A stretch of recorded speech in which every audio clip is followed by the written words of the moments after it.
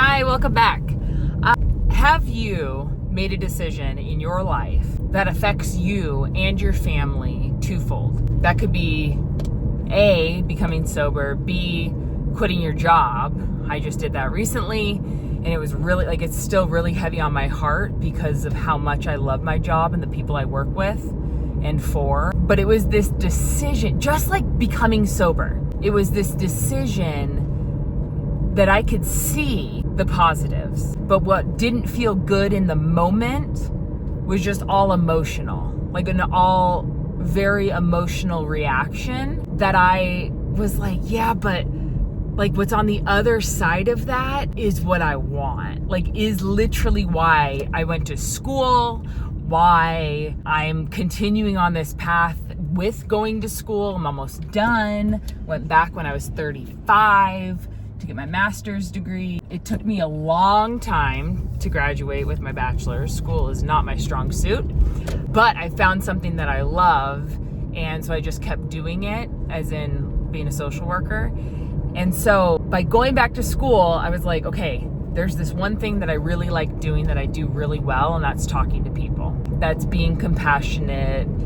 That's being able to just be quiet and listen, and also validating. And I mean, there's so many other, positives. I don't have it all written down. And so by going back to school, I knew I wanted to be a therapist. So this is almost 3 years that I went back to school. Yeah, because my daughter will be 4 in September, and I went back to get my master's a day or two before my daughter turned 1. Wild. So I would have been, let's do some fast math that I'm not good at. I would have been 1 year and 9 months sober by that time. I could not have done this without being sober. I mean, it wouldn't have even been a thought. I was just able to go to work and do that thing and have my family. But the point of this is that if you have something that you're like, if only I had that thing, if only I could do that thing, then, right, what is gonna happen on the other side of that?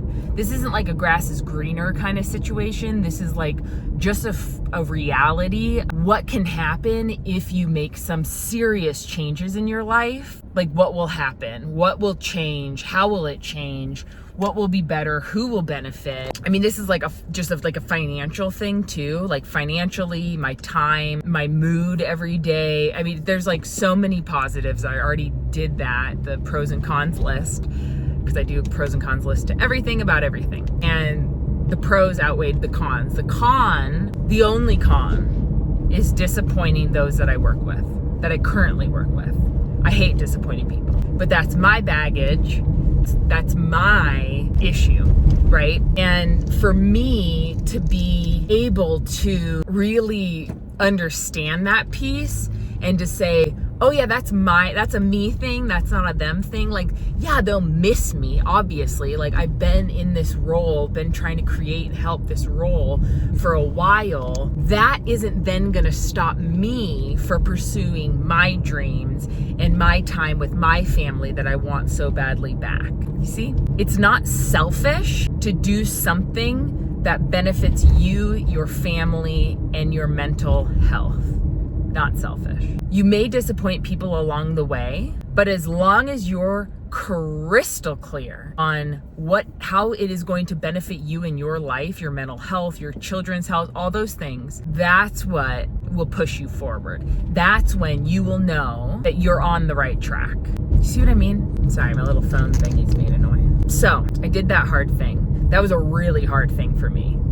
Just to A, make that decision, B, look at my husband and go, okay, wait, so we're going to change this. Financially, it's going to be hard for 3 months financially. That's a huge trigger for me.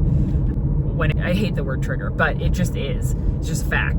That's a trigger for me, for how I grew up and how money was always an issue and always being talked about. And there wasn't ever enough to pay bills and all that kind of stuff. So that was something that I had to get over. And I had to see written down all of our bills, money coming in, how it will be able to work, and we'll be fine for 3 months until I really start making some money. And this is for me, moving over to be a therapist, working in private practice. I'm going to be working alongside a really good friend of mine who's a private practice therapist, and I'm really excited about that journey. But just like sobriety, just like telling your friends, I love connecting all these things, right? Sobriety, motherhood, disappointing people, sobriety. So disappointing people in my job, like letting them know that I'm no longer going to be in this role, makes them sad. And I totally understand that, because I've been on that side too, where really good humans